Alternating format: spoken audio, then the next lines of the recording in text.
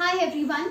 तो हमने topic start किया हुआ था एफ ब्लॉक एलिमेंट्स, जिसमें हमने लैंथेनॉइड्स कवर अप कर लिए हैं। लैंथेनॉइड्स की इलेक्ट्रॉनिक कॉन्फ़िगरेशन, उनके जनरल कैरेक्टरिस्टिक्स हमने पढ़े, उसके बाद उनके कलर और इलेक्ट्रॉनिक स्पेक्ट्रा हमने स्टडी किए and last we started the complex formation tendency of lanthanoids.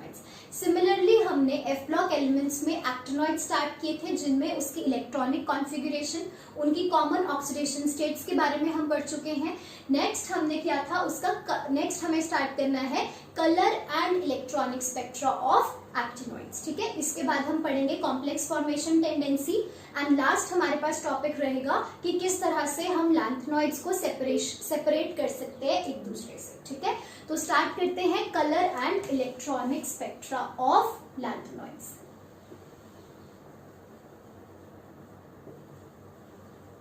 तो ये मैं आपको थोड़ा बहुत पहले भी लास्ट वीडियो में बता चुकी हूँ कि जो कलर है एक्टिनॉइड्स के केस में that arises mainly because of one charge transfer transitions होती थी, एफ से डी ट्रांजिशन होती थी और एफ एफ ट्रांजिशन होती थी। इसकी वजह से जो एक्टिनॉइड्स थे दे वर कलर्ड, राइट। जो हम इसके इलेक्ट्रॉनिक स्पेक्ट्रा की बात करें तो दैट मीन्स हम इलेक्ट्रॉनिक स्पेक्ट्रा मीन्स हम एमिशन या एब्जॉर्प्शन स्पेक्ट्रा की बात करते हैं। तो यहाँ पर एक्टिनॉइड्स को कंपेयर किया जाएगा कि उनका absorption spectra as compare to lanthanoids कैसा है और उनका absorption spectra as compare to d block या ट्रांजिशन एलिमेंट्स उनका स्पेक्ट्रा कैसा है। और वैसे ही हम इसका इलेक्ट्रॉनिक स्पेक्ट्रा का एमिशन स्पेक्ट्रा का भी कंपैरिजन देखेंगे। ठीक है, तो we have lanthanoids,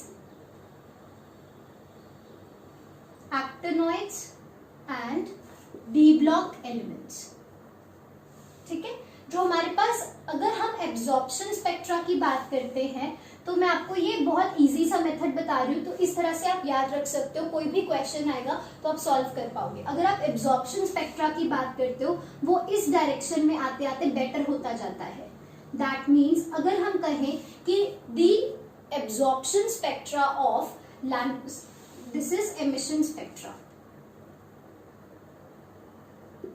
emission spectra हमारे पास क्या है, इस डायरेक्शन में आता आता बेटर होता रहता है। ठीक है, तो if we say that the emission spectra of lanthanoids it gives us more information about the complexes, about the ligands in the case of lanthanoids, तो वो स्टेटमेंट क्या रहेगी, ट्रू। ठीक है, और अगर आप एब्जॉर्प्शन स्पेक्ट्रा की बात करें तो वो इस डायरेक्शन में बेटर होता जाता है।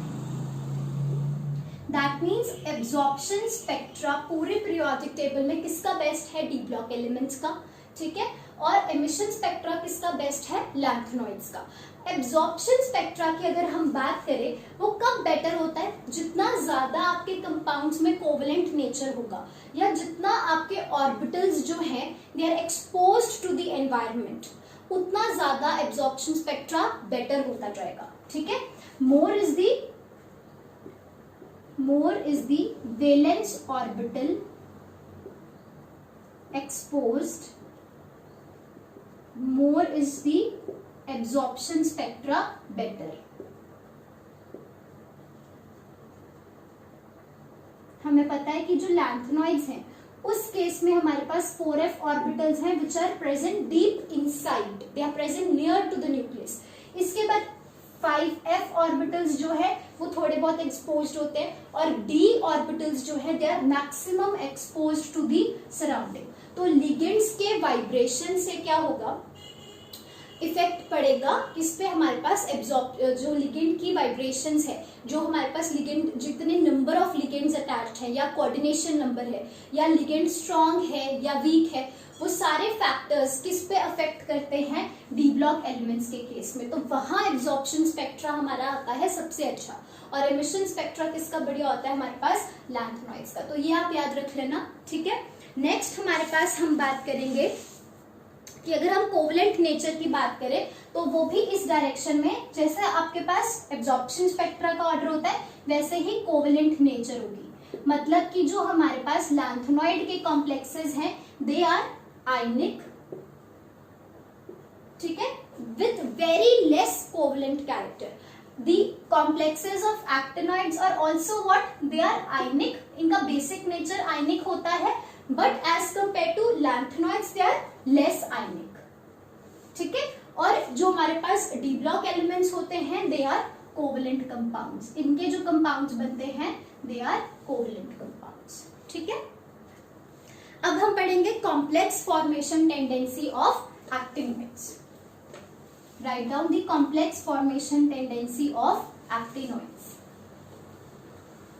तो हमने लैंथेनॉइड्स पढ़ा था। लैंथेनॉइड्स हमारे पास कैसे थे, हमने बताया था lanthanoids are hard acids, right. वैसे ही जो हमारे पास एक्टिनॉइड्स होते हैं they are also hard.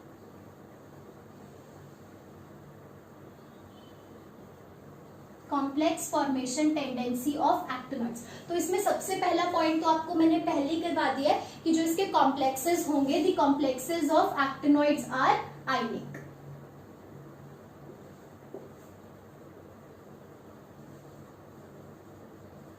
Are ionic with very less covalent character, ये भी आप लिख सकते हो, they are ionic with very less covalent character. ठीक है, और दूसरा the actinoids are also hard acids.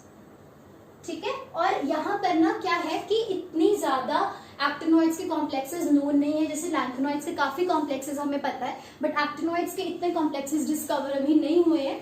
जो आपके पास जनरली एक्टिनॉइड्स हैं, थोरियम एंड यूरेनियम के जो कॉम्प्लेक्सेस हैं they are known. Okay, thorium and uranium complexes are generally known.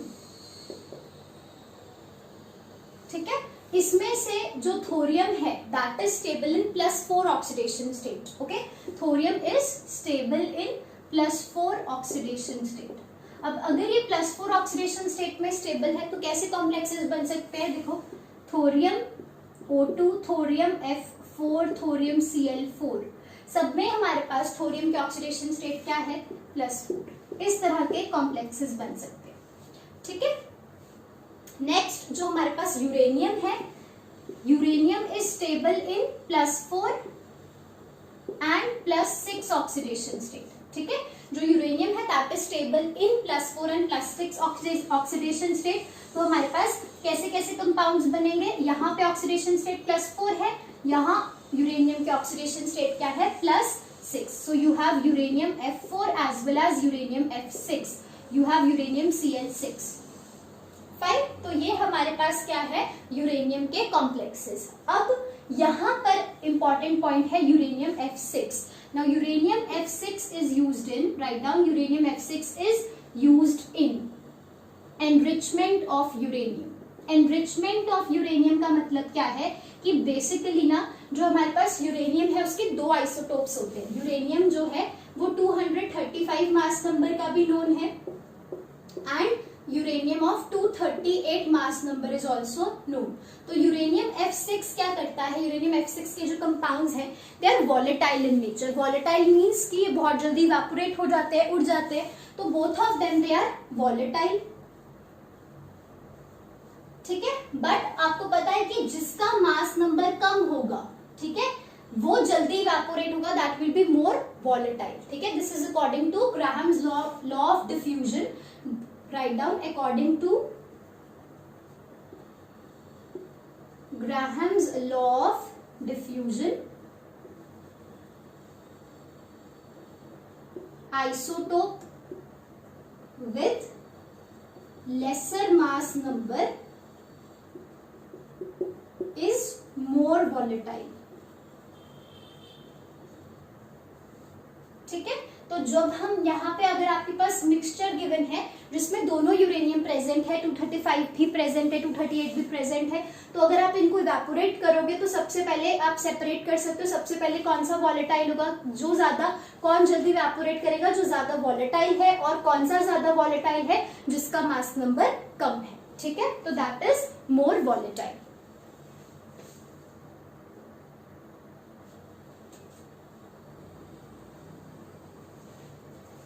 Write down.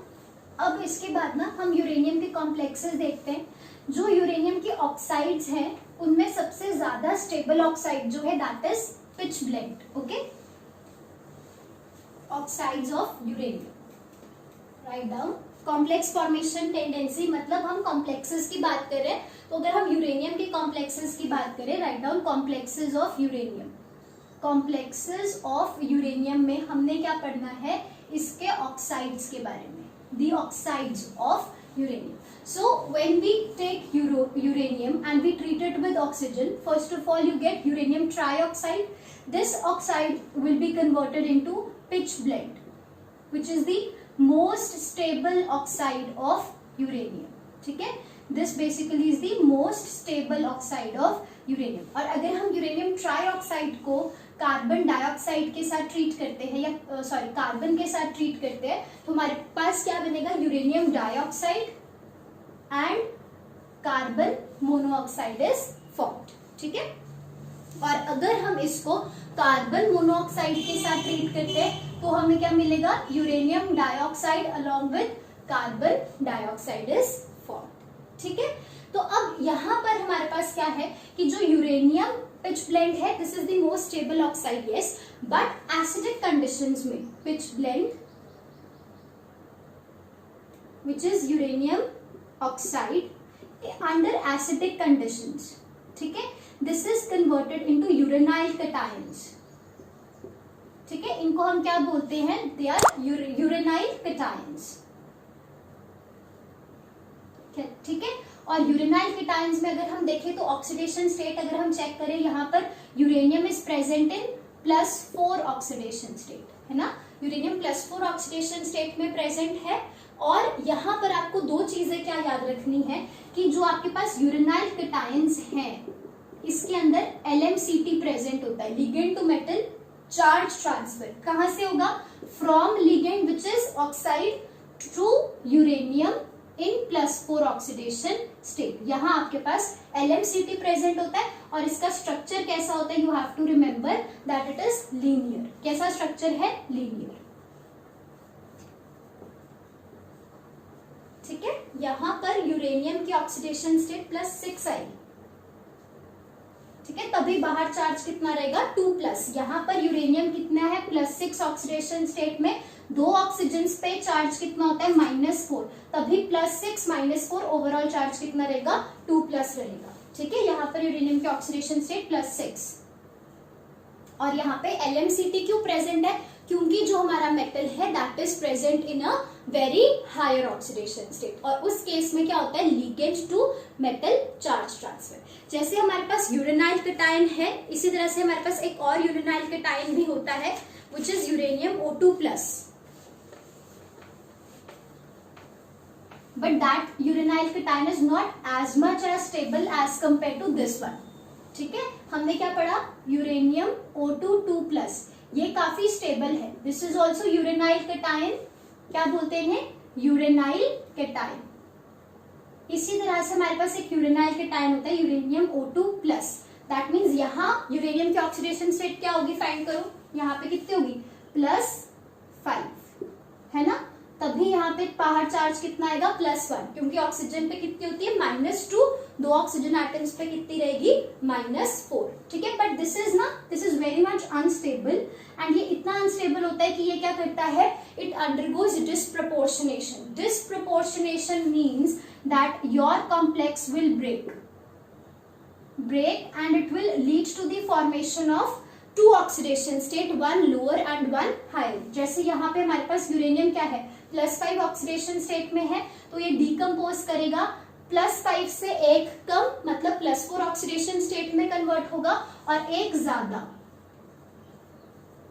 यहाँ पे यूरेनियम की ऑक्सीडेशन स्टेट कितनी होती है, +6. तो ये यूरेनियम +5 किस में डिकम्पोज होगा, +4 एंड +6 ऑक्सीडेशन स्टेट में. यहाँ पे क्या होती है, जो हमारे पास यूरेनाइल कैटायन है जिसमें यूरेनियम की ऑक्सीडेशन स्टेट +5 है, that is unstable and it undergoes disproportionation. ठीक है, राइट डाउन.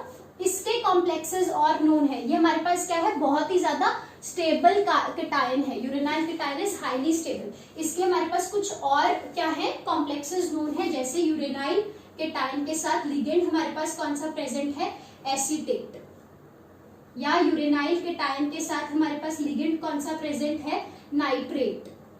तो आपको पता है ये हमारे पास क्या है, फ्लेक्सीडेंटेट लिगेंड है. यहाँ पे ये एसीटेट है या नाइट्रेट है, they are acting as bidentate ligand. और अगर बाइडेंटेट लिगेंड्स हैं दोनों, तो यहाँ से हमारे पास कोऑर्डिनेशन नंबर कितना आ जाएगा, 2 हमारे पास ऑक्सीजन है, और यहाँ से कोऑर्डिनेशन 2+. 2 किसके वजह से, ऑक्सीजन की वजह से.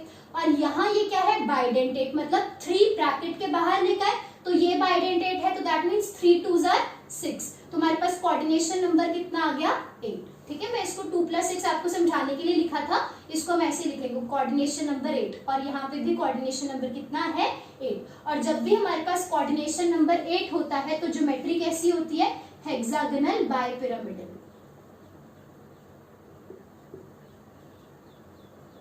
Hexagonal bipyramidal will be the geometry of these complexes। ठीक है, एंड बाकी जो हमारे पास इसके ऑर्गेनोमेटालिक कंपाउंड्स हैं, organometallic compounds of thorium and uranium, they are also known but they do not follow 18 electron rule।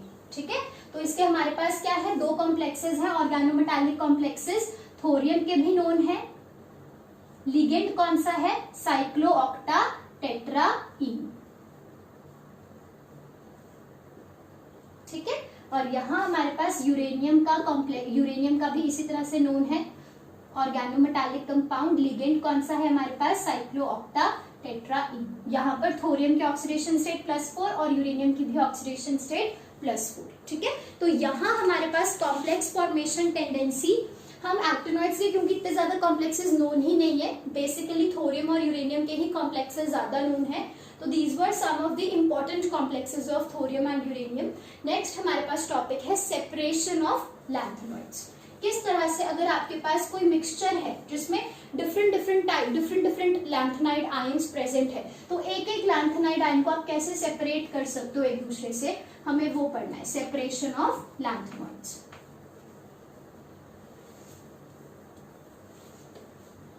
Write down separation of lanthanoids।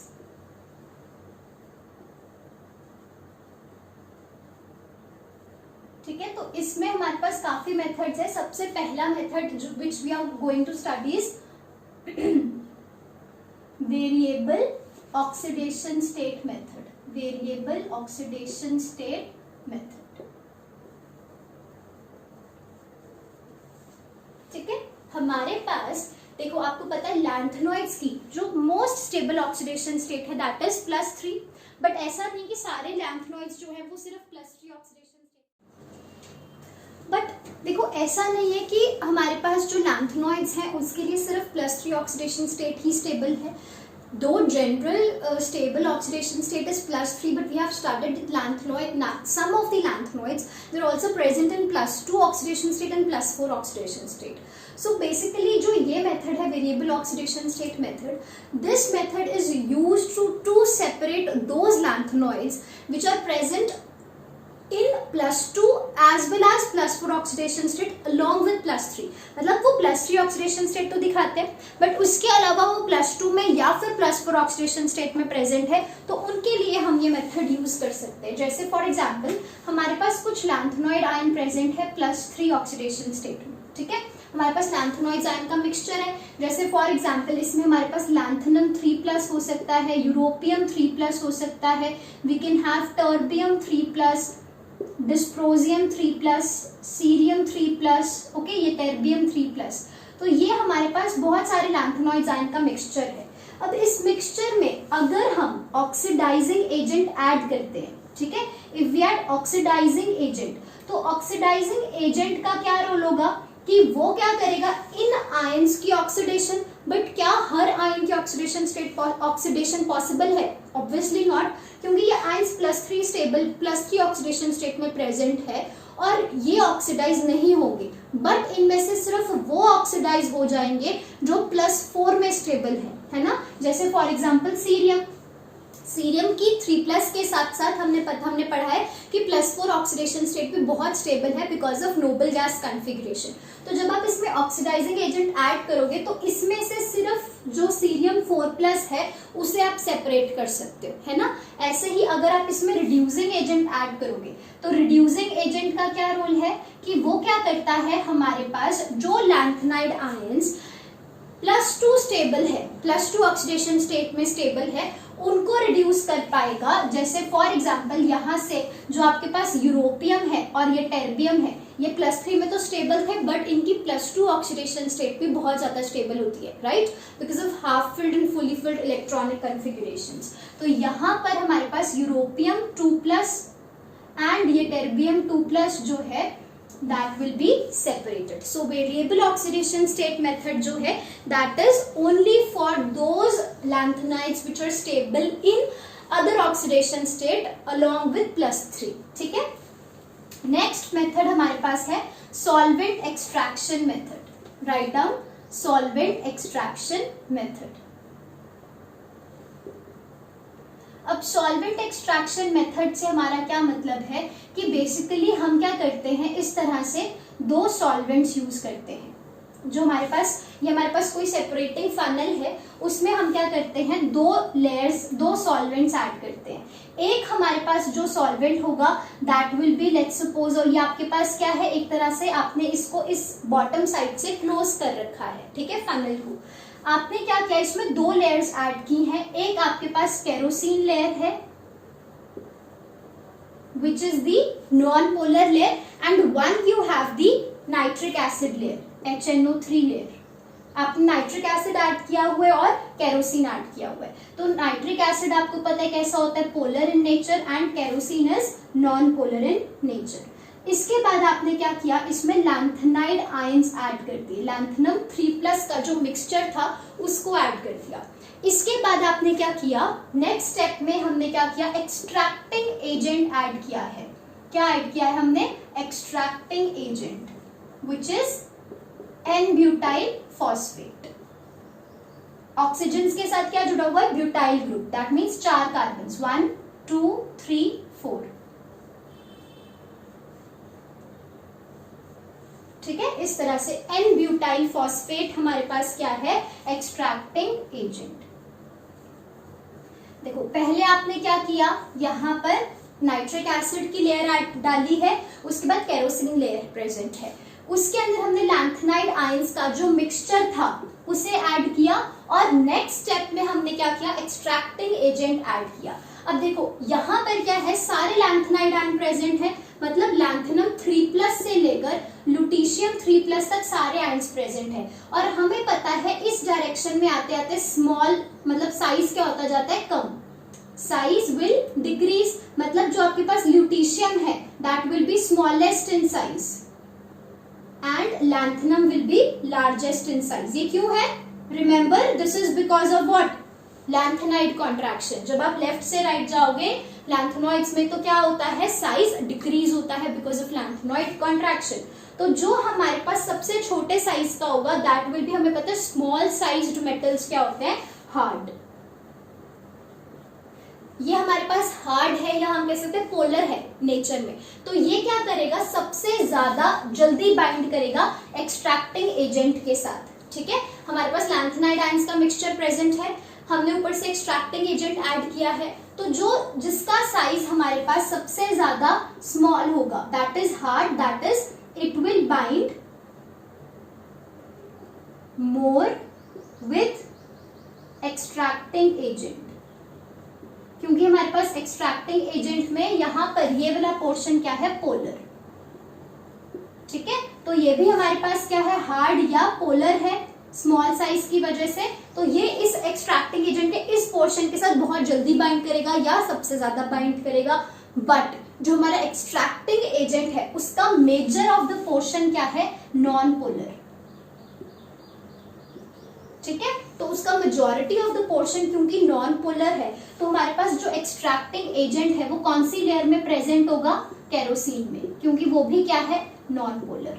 तो हमारा extracting agent जो है वो केरोसिन लेयर में प्रेजेंट होगा। तो जो आयन सबसे छोटे साइज का है which is the smallest in size, वो बाइंड करता है एक्सट्रैक्टिंग एजेंट के साथ, और एक्सट्रैक्टिंग एजेंट कहाँ प्रेजेंट है, केरोसिन लेयर में। तो दैट मीन्स जो आयन आपके पास सबसे छोटे साइज का होगा वो कहाँ पे जाएगा, नॉन पोलर लेयर में, है ना, नॉन पोलर लेयर में, या किस में जाएगा, हम कह सकते हैं केरोसिन में, तो यहाँ से इस तरह आप सेपरेट कर सकते हो कि जो जितने छोटे साइज के लैंथेनाइड्स आयन होंगे वो नॉन पोलर लेयर में, केरोसिन लेयर में डिसॉल्व रहेंगे, और जो हमारे पास पोलर हैं वो किस में डिसॉल्व रहेंगे, नाइट्रिक एसिड। जो हमारे पास लार्ज साइज होंगे वो नाइट्रिक एसिड में डिसॉल्व करेंगे, और यहाँ से जब आप इसे ओपन करोगे तो जब नाइट्रिक एसिड बाहर निकालोगे तो आपके पास बड़े साइज के लैंथेनाइड्स आएंगे, और जब केरोसिन लेयर निकालोगे यहाँ से तो क्या होगा, छोटे साइज के लैंथेनाइड्स बाहर आएंगे। ठीक है, तो this is the solvent extraction method.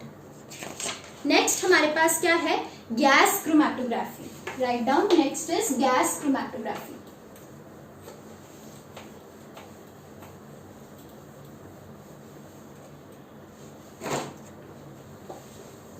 Gas chromatography उन लैंथेनाइड आयंस को सेपरेट करने के लिए यूजफुल होती है जो हमारे पास क्या होते हैं, वॉलेटाइल।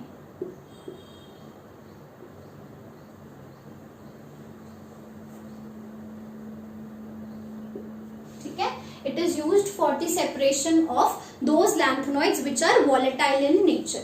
ठीक है, अब जो हमारे पास बीटा डाइकीटोनेट कॉम्प्लेक्सेस हैं, beta diketonate complexes of lanthanoids, they are volatile in nature. Volatile का मतलब क्या होता है, that means they can be evaporated. ठीक है, तो सिर्फ जो आपके पास लैंथेनॉइड्स क्या है, जो लैंथेनॉइड मेटल, जो मेटल बीटा डाइकीटोनेट के साथ कॉम्प्लेक्स बनाएगा सिर्फ वही इवेपोरेट हो पाएगा। ठीक है, तो उसकी वजह से आप क्या कर सकते हो, जो लैंथेनॉइड्स बीटा डाइकीटोनेट लिगेंड के साथ कॉम्प्लेक्स बना लेंगे सिर्फ वो इवेपोरेट होगा, और उसको आप क्या कर सकते हो, फिर सेपरेट कर सकते हो। So you have to remember that gas chromatography is only used for those complexes which are volatile in nature. Last हमारे पास है ion exchange chromatography. Next write down ion exchange chromatography.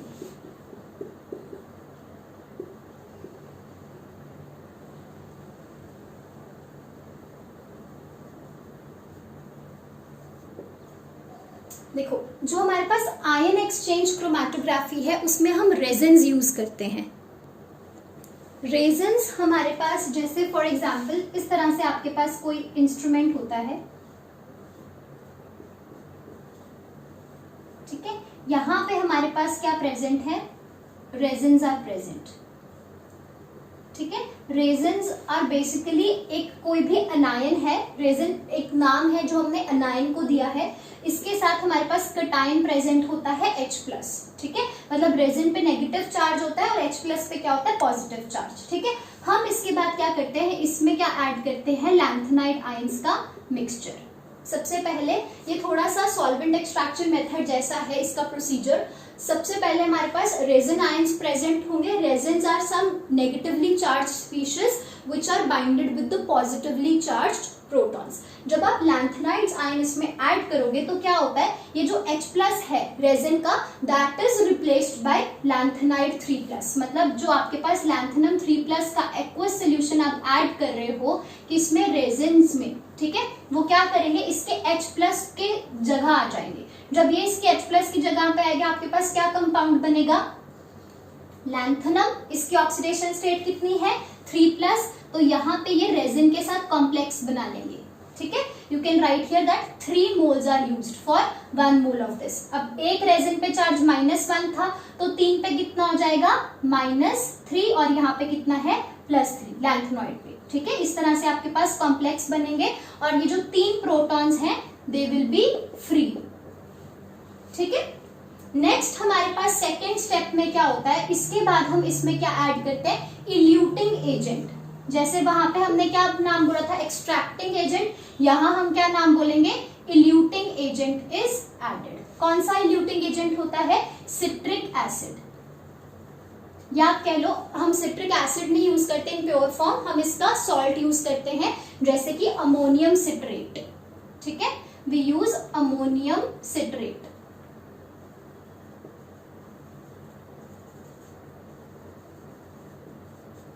ठीक है, तो अब हमारे पास ये चीज बन चुकी थी, क्या था हमारे पास, लैंथेनाइड के साथ कॉम्प्लेक्स किसका बना था, रेजिन्स का। अब हमने इसमें क्या ऐड किया, अमोनियम सिट्रेट। अमोनियम सिट्रेट हमारे पास जो होगा इसको हम ऐसे लिख सकते हैं, ammonium means NH4+, citrate means CH3COO। ये आपका के पास, या फिर आप सीधा, ये तो एसिटेट हुआ हमारे पास, अमोनियम सिट्रेट हमारे पास इस तरह से लिख लो आप, अमोनियम सिट्रेट इज प्रेजेंट। अब इसमें हमारे पास क्या होगा, ये आपका 3+ है, ठीक है, और आपके पास सिट्रेट, इन दोनों का कॉम्प्लेक्स बन जाएगा and you will get lanthanoid citrate. Lanthanide citrate will be formed. अब ये क्या होगा, जो रेजिन्स हैं वो फ्री हो चुके हैं और यहाँ से क्या होगा, लैंथेनाइड सिट्रेट बनेगा जिसको आप बाहर निकाल सकते हो यहाँ से, ठीक है। बट कौन सा लैंथेनम, क्योंकि हमने लैंथेनाइड का मिक्सचर डाला है, बहुत सारे लैंथेनाइड प्रेजेंट थे, ठीक है। सबसे पहले कौन सा लैंथेनॉइड बाहर आएगा, जो सिट्रेट के साथ सबसे पहले बाइंड करेगा। देखो फर्स्ट स्टेप हमारे पास क्या था, यहाँ रेजिन्स प्रेजेंट है। रेजेंस क्या है, नेगेटिवली चार्ज्ड आयंस जिनके साथ पॉजिटिवली चार्ज्ड केटाइंस प्रेजेंट है। जैसे ही आप इसमें लैंथेनॉइड का मिक्सचर ऐड करोगे, सारे के सारे लैंथेनॉइड्स क्या करेंगे, रेजेंस के साथ बाइंड कर जाएंगे। मतलब अब आपके पास लैंथेनम का रेजिन भी प्रेजेंट है, सीरियम का, प्रेजोडाइमियम का, नियोडाइमियम, सबके रेजिन्स प्रेजेंट है। ये हमारे पास उनके रेजेंस हैं। मतलब ये एक रेजन नहीं है, LN मींस लैंथेनॉइड, कोई भी लैंथेनॉइड हो सकता है। हमने सारे लैंथेनॉइड्स अगर ऐड किए तो यहाँ पे सबके रेजेंस प्रेजेंट है। अमोनियम सिट्रेट ऐड करने पर जो लैंथेनॉइड है वो सिट्रेट के साथ बाइंड करेगा। बट कौन सा लैंथेनाइड सबसे जल्दी सिट्रेट के साथ बाइंड करेगा, that is the one which is smallest in size. Okay, the lanthanoid which is smallest in size will bind first with citrate, ठीक है। जो सबसे जल्दी सिट्रेट के साथ बाइंड करेगा, सबसे पहले बाइंड करेगा, तो सबसे पहले बाहर भी वही निकलेगा ना। जब हम इसकी नॉब को ओपन कर देंगे तो यहाँ से लैंथेनॉइड सिट्रेट्स बाहर आएंगे। तो सबसे पहले कौन सा बाहर निकलेगा, जो सबसे पहले सिट्रेट बना था। तो जितना छोटा साइज होगा लैंथेनॉइड का, उतनी जल्दी वो सिट्रेट के साथ बाइंड करेगा and with the citrate, and that lanthanide citrate will be eluted first. मतलब वो सबसे पहले आपके पास बाहर आएगा। तो इस तरह से आप क्या कर सकते हो, लैंथेनॉइड की सेपरेशन। ये हमने 4 मेथड्स पढ़े हैं।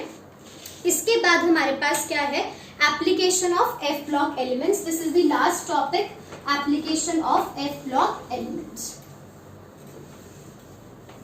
मैंने लैंथेनॉइड्स की तो कुछ एप्लीकेशंस आपको बताई थी। जैसे लैंथेनॉइड में हमने उनके कुछ कॉम्प्लेक्सेस थे जो कि NMR शिफ्ट रिएजेंट में यूज होते थे, है ना। उसके अलावा हम 2 एप्लीकेशंस और अभी देखेंगे। Application, write down applications of F block elements।